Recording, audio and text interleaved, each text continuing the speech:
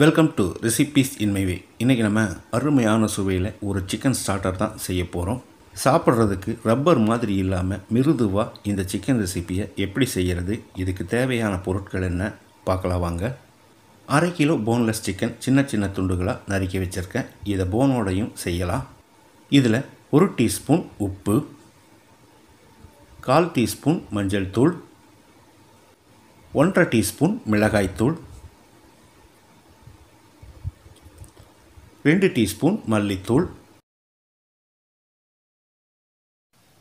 1/2 teaspoon மிளகுத்தூள், 1/2 teaspoon chat masala, இது optional தான், 1 teaspoon kasuri methi, 1 tablespoon maida, 3 tablespoon சோள மாவு அதாவது கார்ன்ஃப்ளோர்,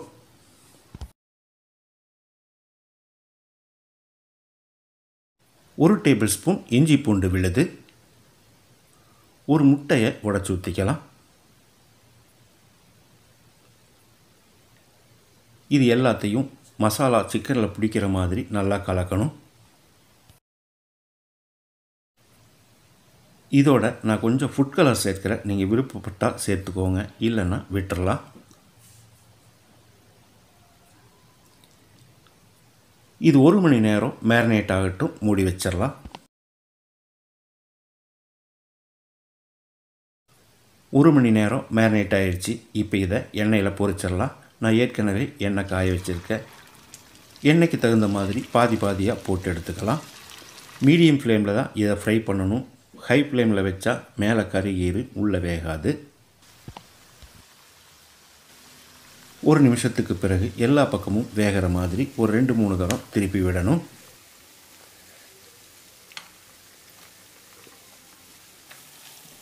இது முழுமையாக வேகிறதுக்கு ஒரு 5 நிமிஷம் பிடிக்கும்.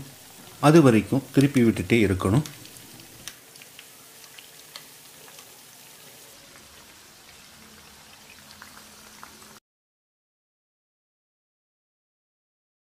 எல்லா பக்கமும் நல்லா ஃப்ரை ஆகிடுச்சு. இப்போ இதை எடுத்து ஒரு பிளேட்டில் கொட்டிடலாம்.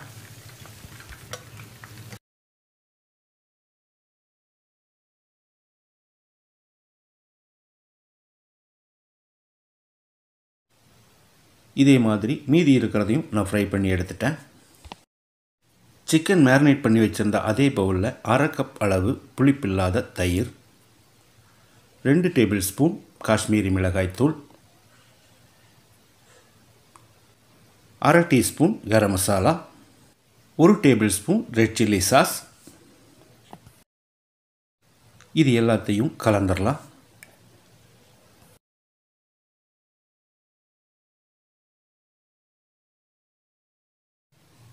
பேனில் 2 டேபிள் ஸ்பூன் எண்ணெய் ஊற்றிக்கலாம். 2 டேபிள் ஸ்பூன் பொடியாக நறுக்கின பூண்டு,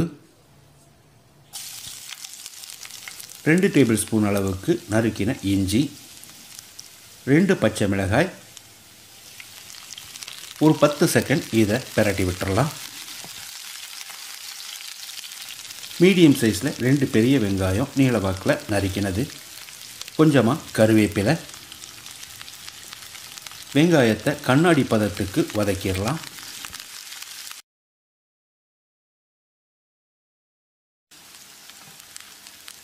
வெங்காயம் இந்த அளவுக்கு வதங்கினது போது இதில் நம்ம கலந்து வச்ச பேஸ்ட்டை ஊற்றிடலாம்.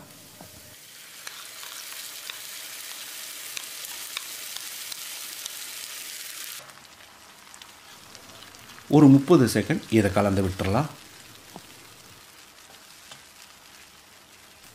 இப்போ இதில் நம்ம ஃப்ரை பண்ணி வச்சுருந்த சிக்கனை போட்டுடலாம். குறைஞ்ச தீயில் இது ஒரு 2-3 நிமிஷம் கலந்து விடணும். இந்த மாதிரி 2-3 நிமிஷம் ஃப்ரை பண்ணும்போது சிக்கன் ரொம்ப மிருதுவாயிரும். அருமையான சுவையில் நம்மளோட ஹைதராபாதி சிக்கன் ரெடி ஆயிடுச்சு. பொடியாக நறுக்கின மல்லி இலையை தூவி கலந்து விட்டு இறக்கிடலாம். ரப்பர் மாதிரி இல்லாமல் சாப்பிட்றதுக்கு ரொம்ப மிருதுவான முறையில் நான் செஞ்சுருக்கிற இந்த ஹைதராபாதி சிக்கனை இதே மாதிரி இதே அளவுகளோடு நீங்கள் செய்து பாருங்கள். இந்த வீடியோ பிடிச்சிருந்தால் லைக் பண்ணுங்கள், கமெண்ட் பண்ணுங்கள், ஷேர் பண்ணுங்கள். சப்ஸ்கிரைப் பண்ணாதவங்க சப்ஸ்கிரைப் பண்ணுங்கள். மறக்காமல் பெல் பட்டனை கிளிக் பண்ணுங்கள்.